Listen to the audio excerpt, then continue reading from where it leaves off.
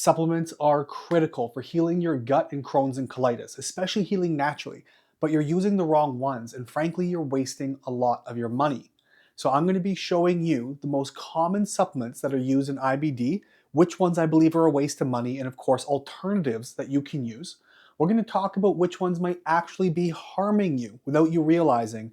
And then, of course, I'm going to give you my top 5 IBD supplements that I give to my clients who are successfully reversing their IBD.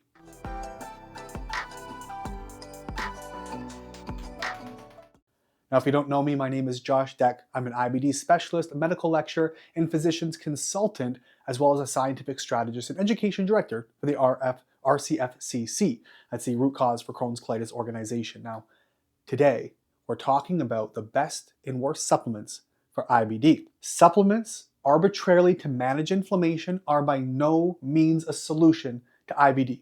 And here's why. I love supplementation for healing naturally, but the goal is to heal.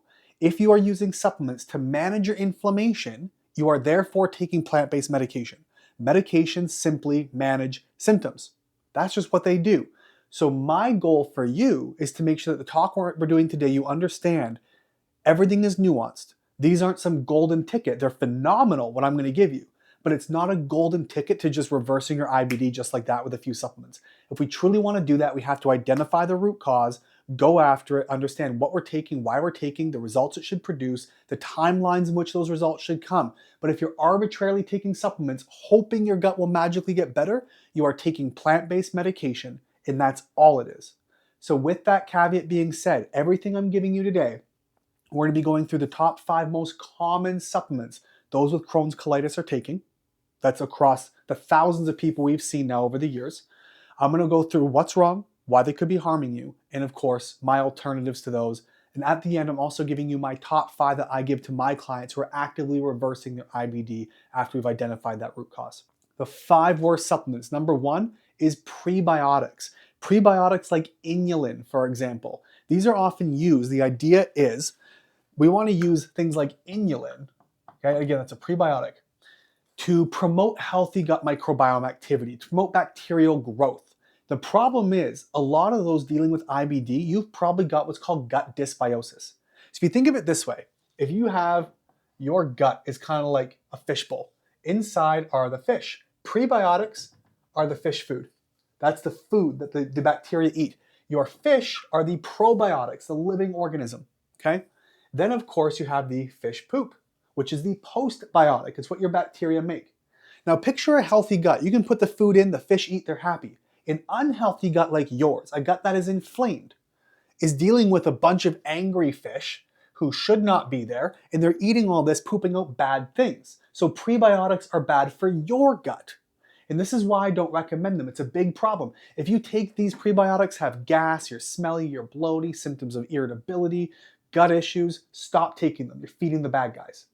So are these harmful? Probably. Are they a waste of money? My answer is this. If prebiotics harm you or you feel bad, it's a waste of money, stop taking it. If you feel good, you're lucky enough to be feeding the good guys, getting good benefits. So use with caution. The next supplement we're talking about, and this is a common one I see in the IBD space, is going to be greens powders.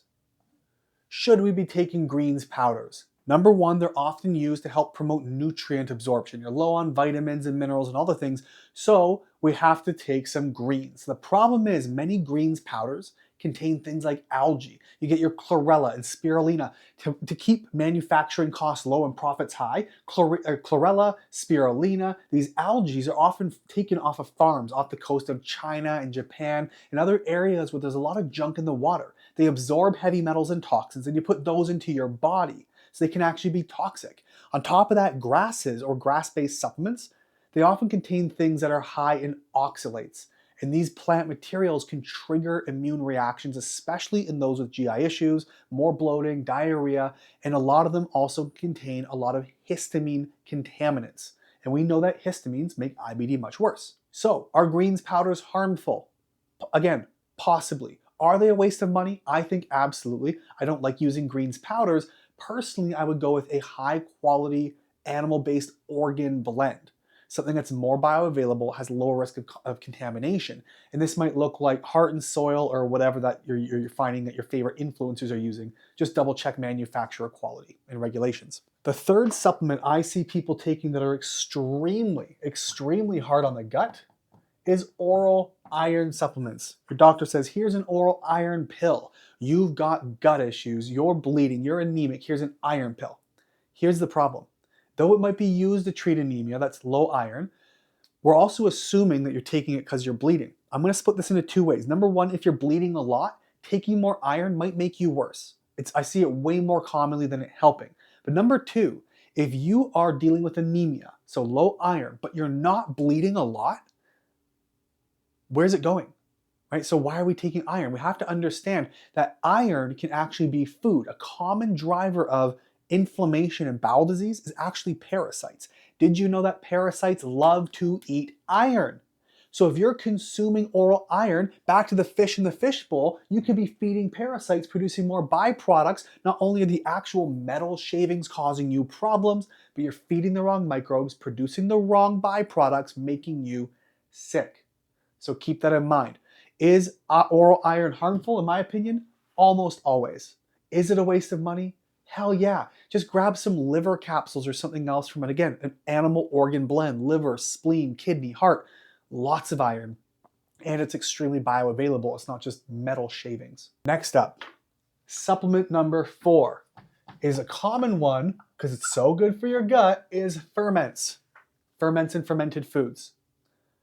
They're used because they're probiotic. They're supposed to be gut friendly. They're supposed to be good for healing and repairing your gut and giving you all those friendly bacteria.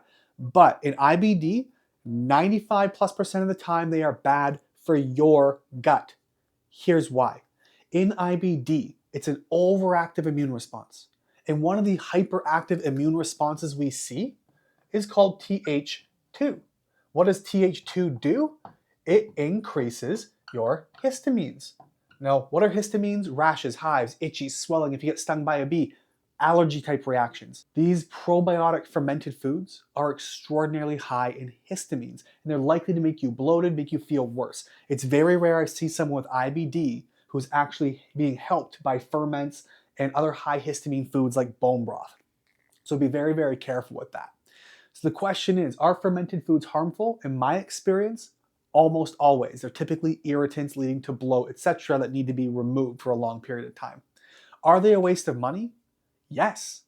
If you're making your own, it's obviously not going to be a big financial expenditure, but we need to avoid ferments and focus on low histamine probiotic introduction if you want probiotics. You can look at some lactobacillus strains, some release lactic acid and histamines, so we have to be careful with those lactobacillus strains. But some like rhamnosus, great for the gut, lactobacillus plantarum, good for the gut, low histamine. Also, bifidobacterium strains like Infantis, bifidolongum, breve, and even spore-based probiotics like Bacillus subtilis, Bacillus coagulans, and other Bacillus strains. They're low in histamine, great for the gut, and they can be extremely beneficial. The fifth and final waste of money supplement, or the bad ones for you anyway, are going to be multivitamins. Am I saying multivitamins are bad? No. Am I saying the one you're buying is trash? Probably. Most of us go to the grocery store and buy the cheapest one we can get. But cheap means cheap ingredients. Multivitamins are intended to increase your nutrient profile in your body, your cells, your blood, your organs. But again, most are cheap. Something that's been trending a lot lately is folic acid. Did you know folic acid, right? We know vitamin B9. Your doctor will give folic acid to you if you're pregnant. Folic acid is the artificial form. What we want is actually called methylfolate, or even the more bioavailable form you'll see is called L5-methylfolate. There's a whole lot more you can see in forms. But folic acid, not only can it lead to an elevation of things like homocysteine, which can drive up blood pressure and other issues that can cause imbalances, but folic acid has now been shown to actually block methylfolate, the natural folate from your food, from crossing the blood-brain barrier. So this fake vitamin, not only does it cause imbalances, it's actually been shown to decrease your uptake of the real vitamin.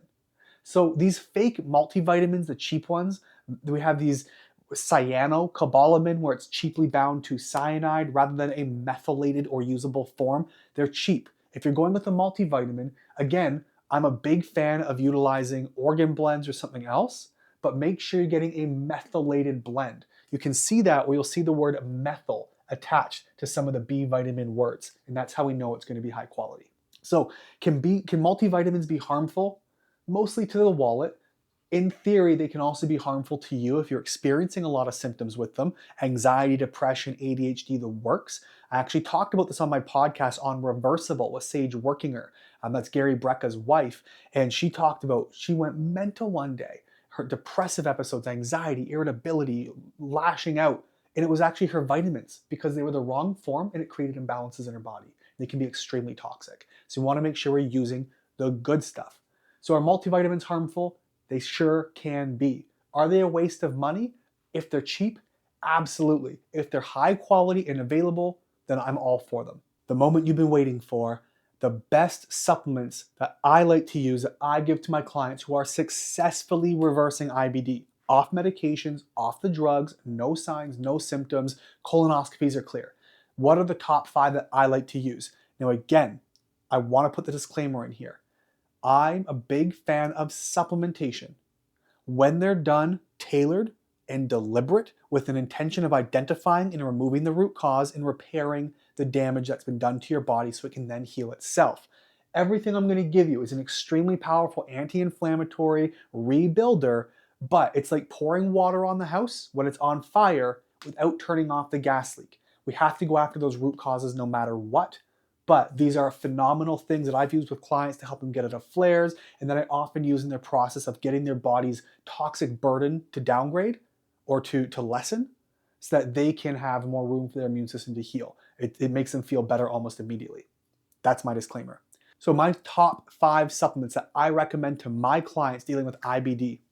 The first one is called RALA. That stands for R-alpha lipoic acid, not ALA. If your bottle says alpha lipoic acid, it's not RALA. And something to keep in mind, this one's finicky. There are cheaper versions of RALA, but they typically break down in the stomach. You want something that's either phospholipid or like a phospholipid coated, which is gastric stable so it gets where it needs to go.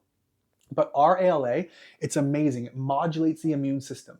It's anti-inflammatory. It actually downregulates a lot of inflammatory pathways you're dealing with now in IBD. It downregulates the NF-kappa B. It downregulates TNF-alpha, interleukin-6, all these inflammatory cytokines. It brings them down. It actually supports and heals the colonocytes. Those are your colon cells. It repairs tight junctions. And part of your immune system overreacting is actually leaky gut. Those cells are spread apart. This RALA helps seal that back up, reducing the burden on your immune system. And it also improves nutrient uptake. Now, a typical dose that we can see with RALA, it depends on you and your tolerance to it, but it's anywhere from 150 to 600 milligrams daily. And that's typically split in anywhere from 2 to 3 doses. But RALA is extremely powerful, and there have been studies done where they've used RALA and found people going into full remission just with this. Does that mean it's a cure? No. Does it mean it's very powerful in the right context? Absolutely. It's a very powerful supplement in the right hands. Supplement number 2, you may have seen this one coming or had questions about it. BPC 157. This isn't any supplement, it is a peptide. BPC 157 is extraordinarily powerful. It helps restore blood vessels. It's called angiogenesis. So generating, it helps restore blood vessels, restores tissues, takes down inflammation. It's actually manufactured in your gut and it's extremely anti-inflammatory. It's a phenomenal peptide, but we don't want to rely on it. Remember, peptides especially need to be short use. What we're looking at for something like BPC, anywhere from 2 to 8 weeks, I recommend professional supervision because taking it too long can actually mess up the positive, negative feedback loops on your healing. And you can have all kinds of issues with long-term healing and repair. So it's great for short-term emergent use. And these doses might look like anywhere from 250 to 1,000 micrograms split again in 2 to 3 doses across the day for, again, 2 to 8 weeks, dependent.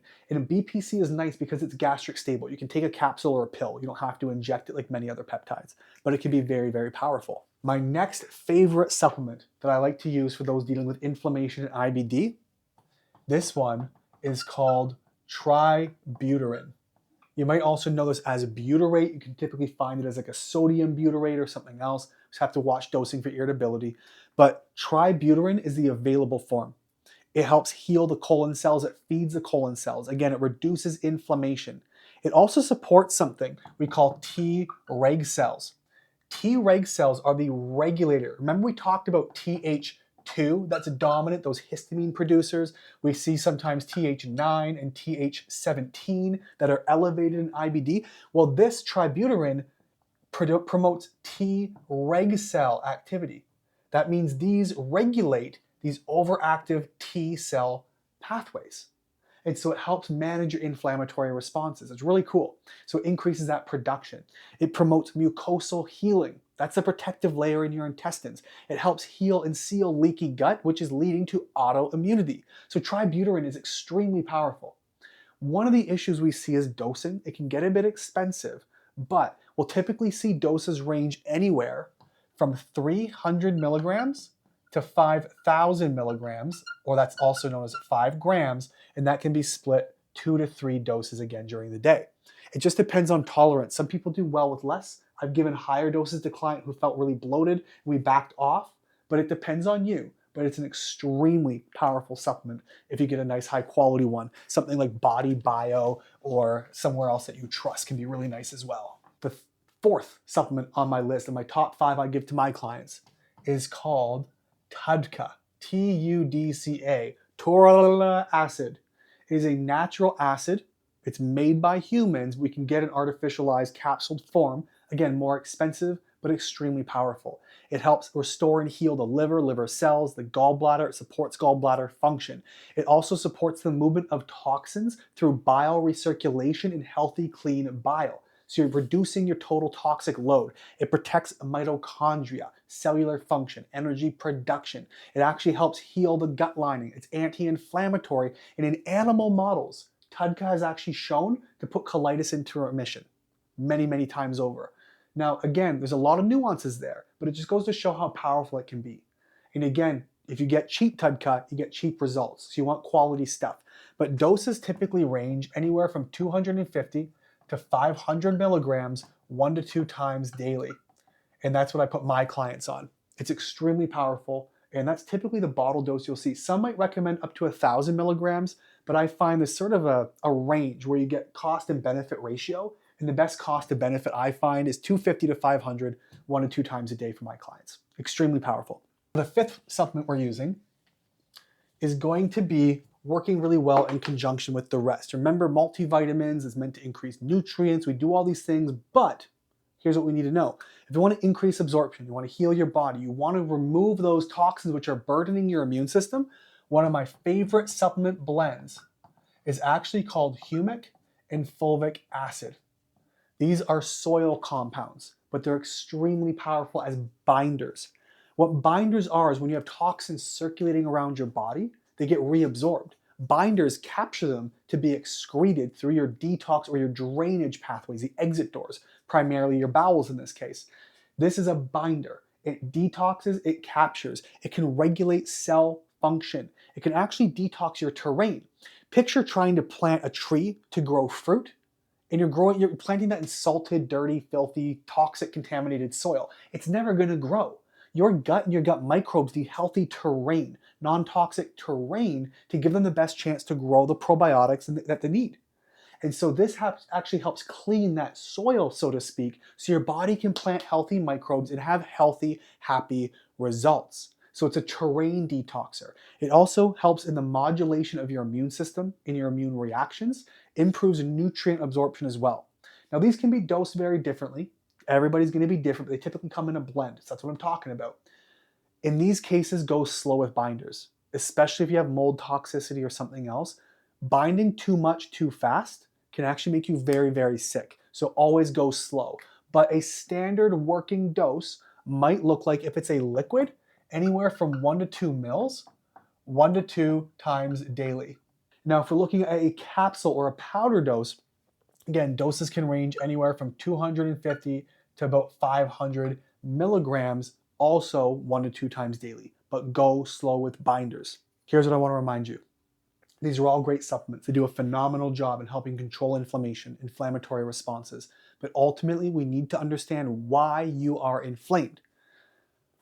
I'm going to summarize with this. I describe your body like a cup of water. Here's what happens with that cup.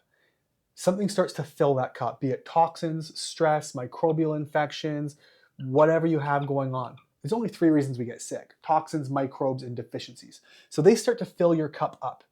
And you start to develop symptoms: gas, bloat, bleeding, mucus, diarrhea, irritability, digestive pain, cramping, whatever you have, until one day that cup overflows. You go to your doctor, they're like, yep, you have colitis, you have Crohn's.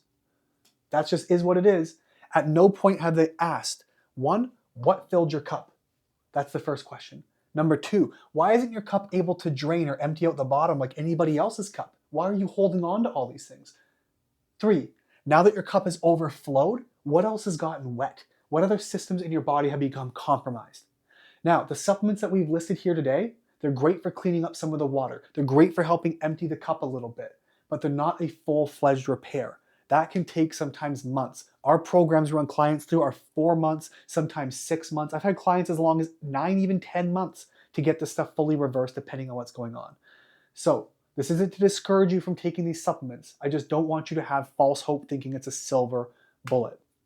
But if you need some help and you want some help, you can do that very easily. If you're watching on YouTube or you're listening on the podcast and you want some help, you want to look at a protocol and see if it's a good fit, check the links below in the notes and you can get access to that. Send me an email, ask a question, book a call, whatever you need. The information is there. We just want to see if it's a good fit for you.